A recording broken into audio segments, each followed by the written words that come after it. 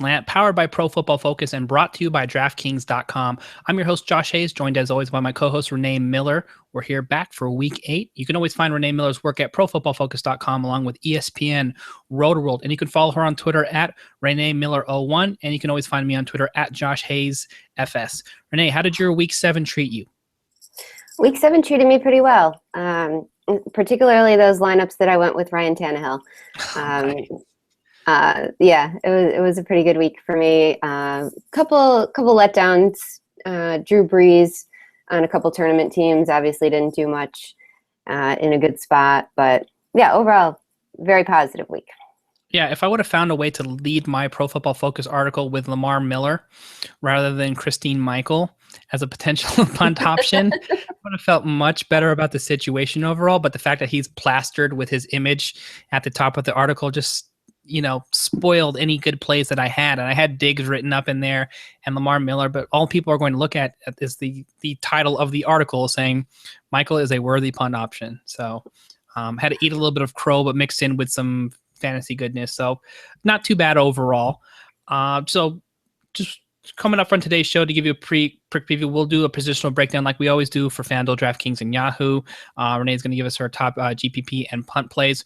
But I have a quick problem that I'm wondering if you can help me out with before we get started here on today's show. Okay. Perhaps. I need some professional help. And well, that's not the first time somebody said that to me, but but this is a different level of professional help, and you're the most professional person that I know. Okay. So I went on the Wednesday edition of the RotoWire DFS podcast and made a bet with my co-host about total fantasy points scored in Week 7. He takes Jameis Winston, and I just auto-accepted Landry Jones. All right. Didn't work out so well for me. And now I am forced to go on tomorrow's DFS show and do some sort of singing. So do you have any sort of singing background? Do you have any no throat techniques that you can help me out with? Or are you a karaoke person? I need some tips here. I'm absolutely the last person that you should be asking this question to, because actually, and this came up in Ricky Sanders interviewed me a couple months ago. This actually came up that, and he's seen it in person, as drunk as I've ever been in my life. Maybe he hasn't seen that, but I have avoided doing karaoke every single time. Never done it. No, I am a person who will sing alone in my car, maybe a little bit in my kitchen, but never within earshot of anyone else, and certainly never in karaoke. My sister had a wedding. She's an excellent, actually, she's won money and vacations for singing karaoke. So she had this karaoke after party at her wedding, and literally I was the only person that didn't do it in the entire wedding party. Well, it sounds like you maybe should just help me out as a good co-host and just give us 15 seconds of your best tune right now. Not gonna happen, Josh. Nope. Not happening. Okay. Not happening. So have you picked a song yet? I know. I don't even get to pick. So last week You're in trouble. Yeah, I know. I'm totally screwed. Last week he lost and I picked Taylor Swift. So he had to sing "We're Never Getting Back Together" for 15 seconds. So that was awesome. But now, yeah, the shoe is on the other foot and I'm screwed. And I'm getting no help from my co-host. So thanks for nothing, basically. You're quite welcome. All right, well, I want to let you know that football is back, and it already feels like the playoffs thanks to 1 Week Fantasy at DraftKings.com. With millions being won each week, every play and every game could take you closer to a life-changing payday. This isn't fantasy as usual. This is DraftKings. Welcome to the big time. Hurry to DraftKings.com now and use the promo code PFF to play free with your first deposit in this Sunday's $1 Million Fantasy Football Contest. Enter PFF for free entry now at DraftKings.com. That's DraftKings.com. All right, Renee, lineup breakdown time. We're going to dig right into it. Quarterback position, cash game GPPs. What do you got for us? Well, I think we're going to be okay with a couple of the guys that we used last week, even though they both kind of started out a little iffy. Phillip Rivers and Carson Palmer, I think are both going to be fine. If you're playing a Thursday or a primetime slate, obviously you've got to look at Tom Brady. He's expensive, but I mean, he's not going to let you down, I don't think. Against Miami, that should actually be a pretty fun and competitive game for Thursday. We get a treat this week. A couple of guys that I'm on and comfortable for cash games that I normally might not be. Well, and Andy Dalton, obviously, but I'll probably still have to write him up in my contrarian plays article because no one believes in him. Are Matt Ryan and Eli Manning. Neither guy is somebody that I typically trust, but they both have really good matchups this week. Matt Ryan's at home against the Bucs, who we've seen all sorts of worse quarterbacks do well against. And Eli Manning and the Giants travel to New Orleans again, where we've seen some really suspect offenses wreak havoc. So those are a couple guys that I'm trusting that I normally wouldn't. I think both of them have a good chance to get the bonus on DraftKings, and they're both really, really pretty cheap. I like those plays a lot. I'm definitely a guy who's in on Matt Ryan. I think people sort of feel like the bloom has fallen off the rose because Julio Jones had like a 2 or 3 week stretch where he was like the top priced option but didn't perform like it. Mm-hmm. And you sort of take a look at Matt Ryan's game log there, 3 week stretch on DraftKings. He just for like 14 points against the Texans, 9 points against the Redskins, which was super disappointing.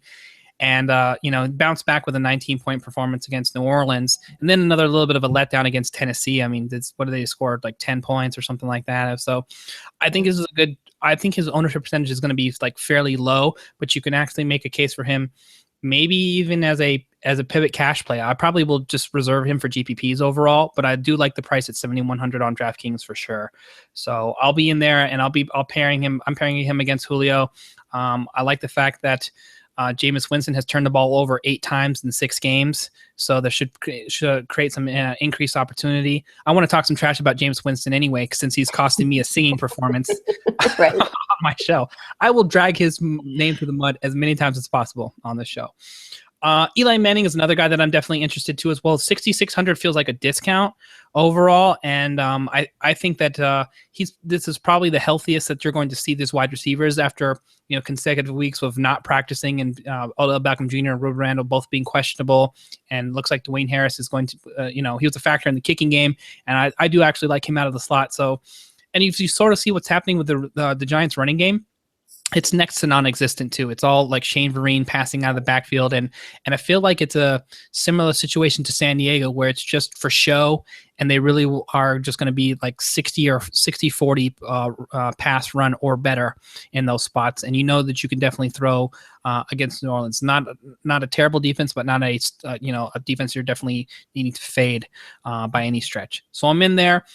I don't understand how Phillip Rivers is priced where he is.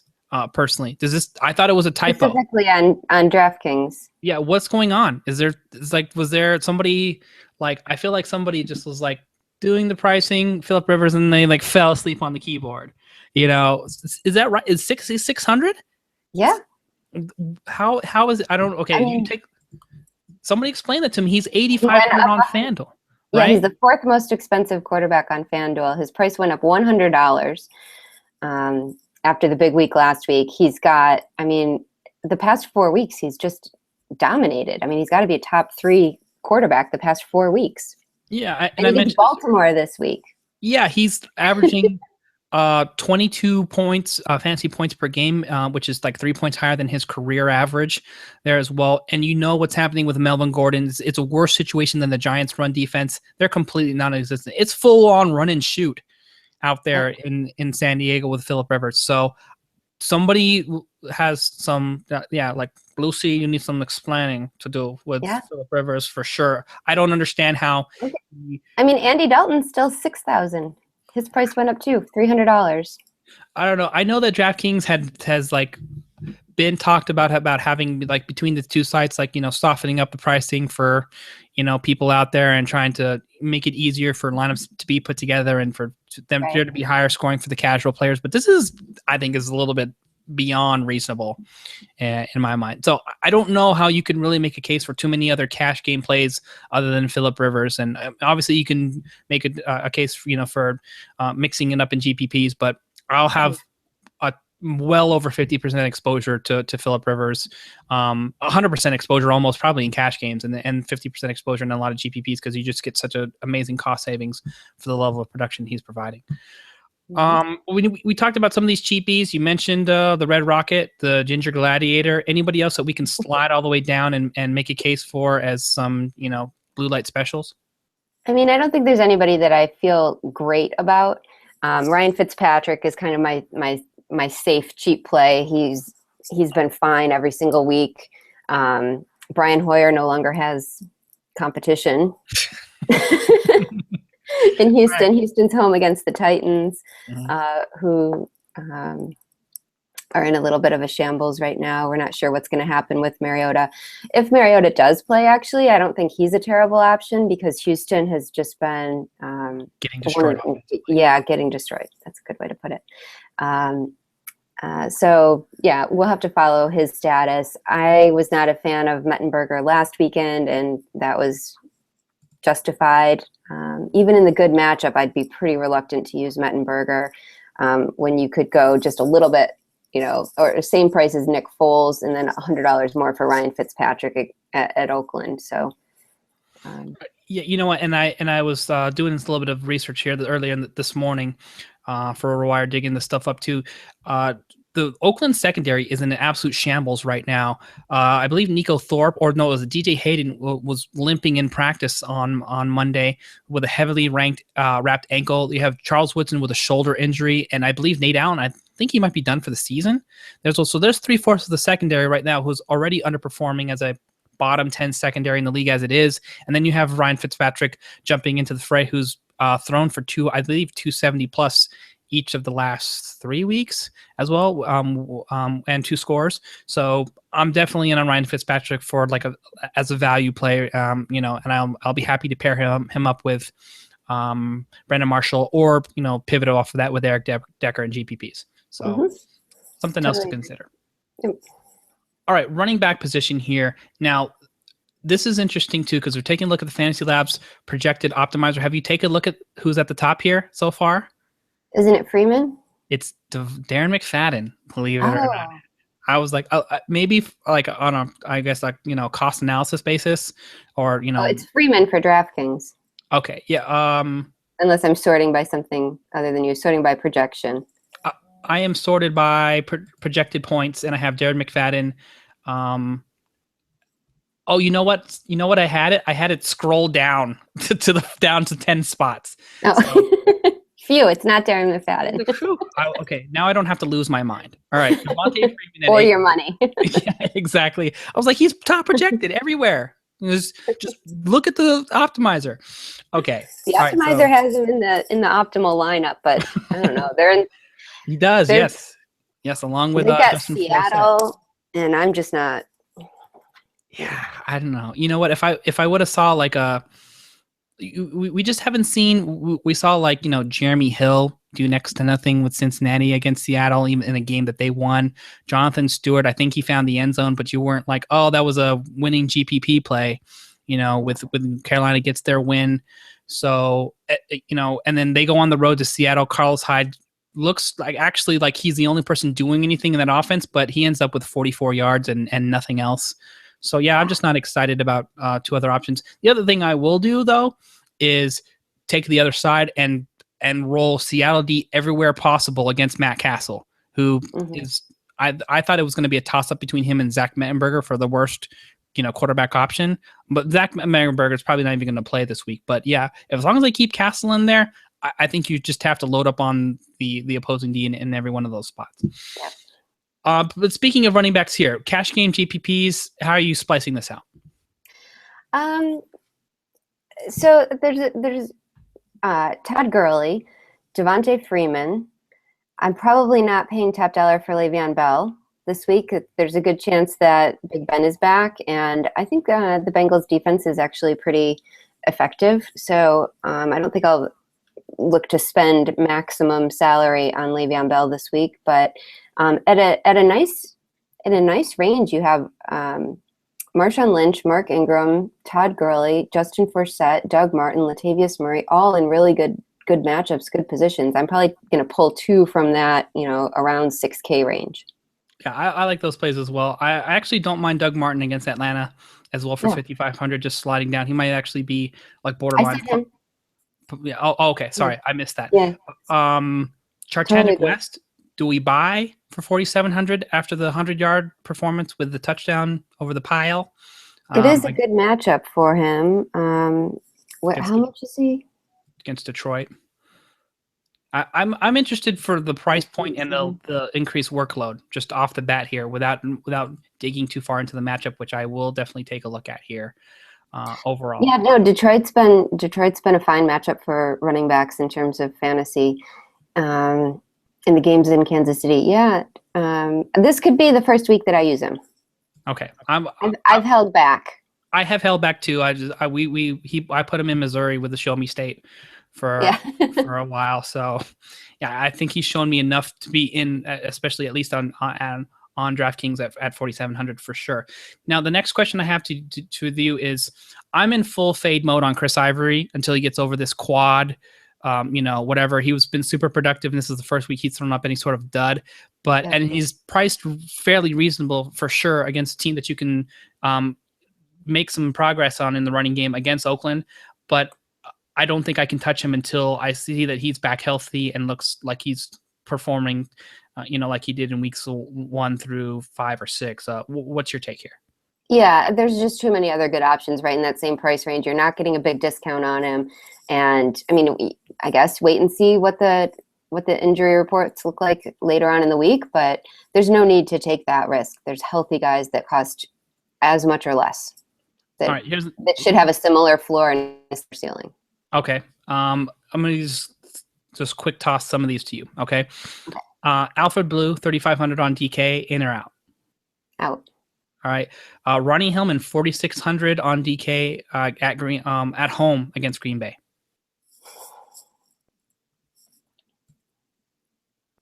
Out. I'd rather use West for 47. Okay. Or Lamar Miller. And I think one guy that's going to be a little bit off the radar because of the bye, but we definitely need to discuss, is James Starks at 4,300. Not the greatest matchup against the Denver D on the road, but he's been such a workhorse and so productive that I think you have to have some shares somewhere. What do you think? I think that's fair. Yeah, the price is really good there. In tournaments only, because we don't know what's gonna happen with this run game coming out of the bye. Is Lacy that much healthier? Are they recommitted to him? There's a lot of questions, I think, but it's worth it. It's worth a go once or twice. All right, and then the last guy that I'm the obligatory running back who I place a blank spot in for every week in my PFF article for punt plays is insert running back playing Cleveland this week. And this week it's Chris Johnson. So CJ Noke is making some hay this week. Level of interest for you? My level of interest is actually pretty high. I mean, I'm with you on whoever's playing Cleveland deserves a long, hard look. And Chris Johnson has looked really good. It's strange too. We have to say it. Does it feel wrong though? Just tell me the truth. It feels dirty having to recommend Chris Johnson in DFS. I write, I do a lot of notes by hand as I'm getting my thoughts together early in the week, and I've been able to actually write CJ2K. It's actually come off the pencil onto the paper. I've been for a long time. I've been typing CJ no K or CJ 0K. 0K. So have I. Yeah. Yeah. It's been pretty frustrating. But so what? I think everybody against Cleveland in that running game, you can definitely make a case for. I'm with you though. I think it's more GPP than cash, but the price is enticing to sort of make a case for both at 4,600 on DraftKings. Taking a look at the price on FanDuel as well. A little. They're actually gouging you a little bit more. They're 7,000, 300, so it's a little bit less of a cheap option. But like I said, anybody in this spot becomes viable. Just quickly wondering how he is on Yahoo. Yahoo's like no discount here, $27 on him. So I think Yahoo's the one site that when I've been rushing yards. Yeah, it's true. Though the one thing I will say about Yahoo when going through my punt plays article each week for Pro Football Focus is they're the ones who are the most aggressive in price adjusting guys who will be value plays on other sites. Maybe they just haven't got on board with the, hey, we want to give these casual players some discounts on right. To me, they are the strictest pricing among the three. Would you agree there? Among these three, yeah, draft day gives them a run for their money, but they've always been really, really on pricing. Okay, all right, fair enough. Good enough that actually RotoViz did a study last season, I think, where they said the actual best predictor of a player's performance week to week is draft day pricing. Oh, wow. All right. So if you have a good value play that you like on DraftKings, go to draft day and see what his salary is. If they've got him at 13,000, you're probably right. That's a good way to like reverse engineer whether or not you feel like you can trust your analysis or not on some of the pump plays. That's all right. Well, there you go. There's next level analysis. That's what we tune in here for pro football. This is why I'm on the show, so I can learn stuff like this from it. All right, wide receiver position here. Let's go ahead and get into it. Top cash and GPP plays for us. We already mentioned Julio. Yeah. I think he's got to be in some lineups. Probably, he's probably the one guy that I'm comfortable spending way up for in cash games. Yep. Let's see. Moving down the list, if Big Ben plays, Antonio Brown is another lock at 7,800. I used him a little bit last week, even with Landry Jones in, and it was fine. Yeah, 22 points on DraftKings. That's about paying off the price tag. You didn't get burned. You didn't hit a home run. Yep, not at all. One I think that is interesting is Demaryius Thomas. So again, coming off the bye, what do we do with the noodle arm and Peyton Manning and things not looking great for the Denver pass game, but they are at home. They have had 2 weeks to get ready for this. I think Demaryius Thomas makes an interesting tournament play. If Peyton Manning had enough pull, or if Gary Kubiak had enough sense, they would just run the San Diego drag route offense. Just everything is like 12 yards and under, going across the middle for Philip Rivers, who doesn't have a problem throwing the deep ball, but the offense makes so much more sense for Peyton Manning right now. I want to actually just fade Demaryius Thomas and Emmanuel Sanders because they're having to win jump balls 20 yards downfield, and they're winning them. If you take a look at Demaryius Thomas's game log, he has over 22 fantasy points on DraftKings in 3 out of the last 4 games, but you just don't like what's happening overall. That those aren't balls that are like on time or have a lot of zip, or we've talked about this over and over. So I really do want to fade Thomas and Sanders from these spots. If for some reason that Sanders, I know he had the shoulder issue or the arm issue, but it looks like he's back at practice. If for some reason either one of those ended up sitting one of the games, then I would feel more confident about playing one of the two. But I just feel like I would rather be in on Hopkins. I'd rather be in on Julio. And even Odell Beckham Jr., Brandon Marshall, and another guy that we've talked about versus that banged up Oakland defense. Those are all plays that make a little bit more sense to me. And then, just to hammer the point home one more time, since we haven't done so enough, Julio Jones is the number 2 advantage option, according to Mike Clay's wide receiver cornerback chart. Alshon Jeffrey at the top. And a couple other interesting names here, John Brown and Martavis Bryant. Well, how do you feel about those two guys? Yeah, I'm just finishing up my Flex article. It should be out on ESPN tomorrow, and they're both in the upside category for me.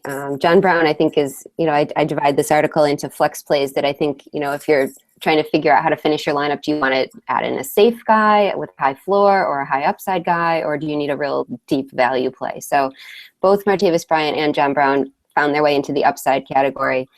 Martavis Bryant, nobody likes to believe it because it seems unsustainable. Last year he had 1 touchdown for every 6 targets. This year already he's got 3 touchdowns on 15 targets. Those aren't out of catches, out of targets. Right. He's converting to touchdowns at an unbelievable rate. And if you say he can't sustain it, well, I say he's done it for the last 8 games that he's played. So I'm going to continue to try to take advantage of that, whether it's Landry Jones or Big Ben.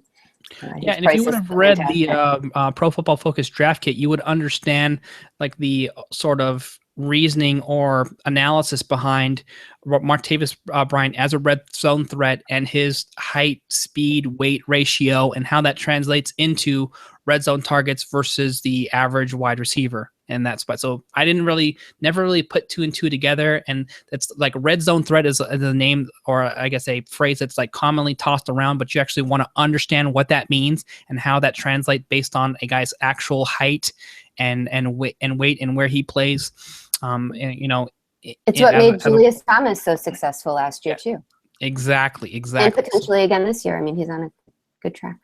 Yeah. Well, if Blake Bortles can stop throwing interceptions, then it could be going to Julius Thomas's way. So, did you see how many like off his? Were you streaming that game, that Yahoo game, by the way? How many times did you see Blake Bortles like 7 steps in the pocket, fading away, throwing a Hail Mary ball that landed in somebody's lap or landed as an interception? Yep. Yeah, I don't know how many times he can get away with that, but he was effective enough to get Allen Hurts into the end zone for I think the 4th or 5th straight game. Mm-hmm. So I don't know, something interesting to keep of note. So I think we've covered some of the top wide receiver options, some of our home run plays there as well. Last guy I want to ask you about here, Julian Edelman. Tough matchup to me personally, 2 weeks in a row. This is the first game that he's sort of been like held down in terms of a production standpoint, just 5 for 54, no ends in threat. And then we come up against a Miami who's as hot as any team in the league, features a top level secondary and a defense that's really lit in a fire among themselves. What do you do if you have Tom Brady in your lineup, right? You just pivot to Gronk? Can you make a case for still playing Edelman? How do you treat this? Yeah, it's interesting. I think we'll see Danny Amendola's ownership actually go up. And this is classic, like, don't do it, Patriots. They've gotten Danny Amendola super involved the last 2 weeks, and he was effective against the Jets because you just can't cover everyone. And they pretty much, like you said, focused in on Edelman. So yeah, this is another tough matchup, but I do think probably Gronk and Edelman both have good days, and Amendola will be the odd man out this week. Oh, you know what? Jeff and Mike won't tell you this, but I bet you anything that New England Patriots buy PFF stats. I'm telling you for sure, because you look at Amendola, and he was like a top-rated cornerback, wide receiver match. I'm like, this guy has been like, hanging out on the street, like, coach, let me get some special teams, something, anything, right? Let me get a target. And then all of a sudden he starts blowing up. And when I saw it in the matchup, column for, wide receiver and quarterbacks, I was like, okay, great. It's a great matchup. I'm not touching it. And then it blows up. And I was like, you know what? Bill Belichick must be using Mike Clay's information. That's the only explanation. No, the explanation is Bill Belichick is just a genius. Yeah, he is. He's a genius for using Mike Clay's projections. That's well, then we are too. There you go.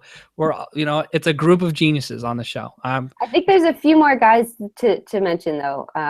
Okay. That I like a lot. I like Kendall Wright a lot.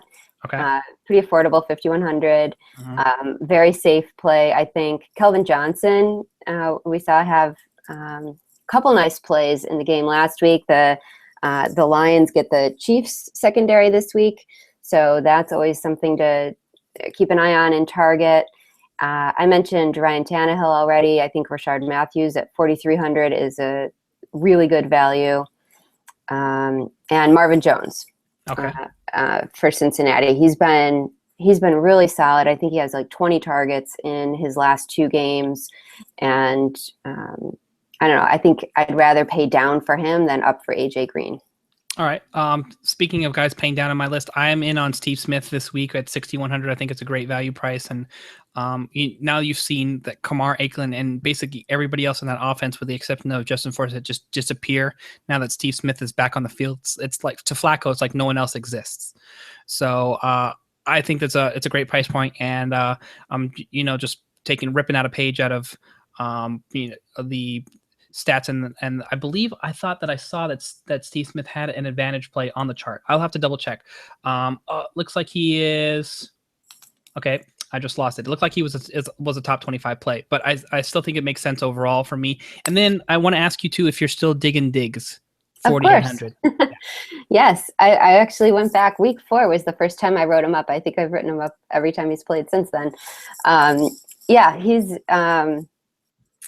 Too cheap to not play, in my mind. No, it was, when were they off? Week 5? Maybe it was week 6 that I wrote him up. But yeah, I mean, he's the guy there, and that's not saying a ton. It's the same logic as Ted Ginn Jr., who I'll write up and who I'll use again. They're the number 1 receivers for their teams, and they're just priced so cheaply. I was debating one of my friends about that catch, whether it was honestly the best catch, if it was the Odell catch of 2015. Oh, where he laid the out. Superman catch. Yeah, that was a good one. But I mean, you don't use him for that reason. You use him for, he is all Teddy's looking at, right? Right. 27 targets, over 300 yards, and finds the end zone there as well in week 7 for the Minnesota Vikings. So yeah, I'm definitely, Stephon Diggs to me is cash and GPP eligible in my lineups, just based on the cost saving that you're able to derive. Mm-hmm. So I'm digging Diggs as well. All right, we're sliding over to tight end here as well. If I don't scroll down, it tells me that Jacob Tamme is a top option today. So I'm not going to make that mistake twice. Yep. And hey, what do you know? Rob Gronkowski at the top of the list. Obligatory. Play him if you can afford him at 8K on DraftKings, 92. Oh, sorry, that's Tom Brady's price. 8,400 on FanDuel. So there's a couple, pricing for the top tight end in the game. Now in tier 2, tell me how you have this group shaking out. We've got Greg Olsen, Martellus Bennett, Tyler Eifert, and Travis Kelce, Gary Barnidge. Who do you like? Out of who you said, Tyler Eifert is my next favorite target. Okay. I do like Kelce. I'm not Greg Olsen. Okay. I only use Greg Olsen in tournaments. He's too up and down. Boom or bust. This could be a good week for him. 30 or nothing. I feel like he's going to. It is. It's 30 or 3. Yeah, right. He's gonna break your lineup, or he's going to just bust out for you. But you're gonna be like out of it or sitting pretty, which is fine for GPPs. Yeah, I don't. Only GPPs. Bennett too. Martellus Bennett. He's got a good matchup this week, but he's a similar kind of boomer bust play. Even though he gets a lot of targets, if he doesn't get the 100 yards and a touchdown, at the risk of sounding homerish, I'm just going to say that the most consistent tight end outside of Rob Gronkowski is Gary Barnidge. Yeah. Yes, if you look at the game logs every week, he has had no less than 18.9 fantasy points on DraftKings. He had a dud in a 2-point performance in week 2 against Tennessee. Ever since then, he's been an absolute destroyer. He has 5 touchdowns in the last 6 games, and 3 of those are 100-yard performances there as well. The only issue 5 games. He's been terrific. He's the 3rd most expensive tight end on FanDuel, but with good reason. And Arizona is a good tight end matchup. Yeah. Here's the only question that you have now. Does the narrative, the targets, or the situation change with Johnny Football under center versus Josh McCown? Because Josh McCown has actually admitted that he is Gary Barnidge is his favorite target, and we've seen what Johnny Manziel did, which was basically be dialed into Travis Benjamin in that last game in that victory against Tennessee. So I do have some level of concern, but he's been too productive for me to not trust him in the lineups. I'll still have a few shares, but I would feel better about it if it was McCown, and I don't think McCown is actually going to start this week. So, I know you're really dialed into the Cleveland news. I'm 100% out if Manziel starts. All right, fair enough. But I like Witten. You skipped Witten in tier 2, and I know he's maybe a little bit cheaper on FanDuel. He's solidly in tier 2 on DraftKings. I think he's another really solid tight end play. Fine for cash games. Yeah, 6 for 73, 8 targets. Looks like that's probably like the most productive receiver that he had, aside from the red zone touchdown, tippy toe touchdown that Matt Castle had. So I like there as well. I just don't feel great about Castle. It's not really a knock on Witten as it is. Just I don't know. I've just have a serious level of distrust for Matt Castle. The next question for you here is, how much trust can we have in Ben Watson as a viable fantasy target? He had a monster performance, against the Falcons. Then he was fine. I mean, he didn't kill you, but 4 for 59 against the Colts. what do you do here? Do you just fade him and stay in tier 2 with some of the other options? It's a decent discount, 3,500 on DraftKings. Yeah, it is a decent discount, and there's not much in the cheap range on FanDuel either. So I think if you're spending up elsewhere, you're gonna and have to look cheap for tight end. I think that's what you're gonna get. I think you're gonna get much closer to what he did in week 7 than what he did in week 6. That was total outlier. That 127 yards, 2 touchdowns. Right. He's carved out a role. It's not the Jimmy Graham role. We also saw Josh Hill get a touchdown called back, or he was just out of bounds or something. So it's not all the Ben Watson show either. I think he's, in that, I think he's priced fairly for what he's going to give you, which is probably somewhere around 8 to 11 fantasy points most weeks. Which means if you aren't going to put him in cash games and he's someone that could crack a GPP lineup, then you're probably doing it wrong because there's just not enough upside for you to really profit. You would be better off trying to hit a home run with Greg Olsen and then potentially throwing up a dud than using Ben Watson, I think is how I read that from you. Yep. Last guy I want to ask you about, Jimmy Graham. What do you do? Do you play him? Do you burn his jersey? Do you sacrifice a chicken before you use him? What do you do to get the right amount of, or play him at the right time? Because it's so tough to tell. He's in the Greg Olsen category, but he's 5,100. Yeah, I think you just shed a tear and pretend you don't see his name. Okay. follow the red and green code this week because Jimmy Graham's got a big fat red fourth hardest opponent. So just believe that this week. Okay, fair enough. I wanted to put him in the same category with Greg Olsen as just like, hey, boom or bust. But all right, you're saying the targets. I mean, right. Well, yeah, I'll put him in the fade department until he has another good performance. Then I'll be interested. Then I'll get sucked in. Then I'll throw up a dud, and then I'll be like looking to fight some random Seattle fans with jerseys on afterwards. So, all right, last but not least, defense here as well. Second consecutive week that I think we have to give some consideration to the St. Louis D. You and I both know we've come out of the closet as Rams fans. So we're Rams fans here 2 weeks in a row. All the Gurley, all the St. Louis D. Yep. Even maybe a little Tavon Austin. Yeah. Okay. I know you don't go there. Right. I'm just gonna pretend. What I'm gonna do is edit out the last 10 seconds of the show. Okay. Notes. And pretend like you were talking about St. Louis defense. So, okay, aside from St. Louis, who can we make a case for, and where will you use them? Well, I think you can make a case for Arizona in every kind of format. Sorry, Browns, but they're just a fantastic defense. And oh my God, if Johnny Manziel plays, let me use him twice. Let me also put him in my flex spot. Well, yeah, for all the excitement, he's has fumbled quite a bit at the quarterback position. So there should be some turnovers to be had for sure. And perhaps some inaccurate passes. So, like I said. The Seahawks we already talked about. Right. Matt Castle is a good defensive beacon. That's my number one play. And who else? The sneaky one I think that a lot of people will overlook is Carolina. They're at home. They're obviously a very good defense, but Indianapolis continues to turn the ball over. Right. They're I don't have the numbers, but they're always they're tied for second with 15 giveaways this year, behind only Detroit.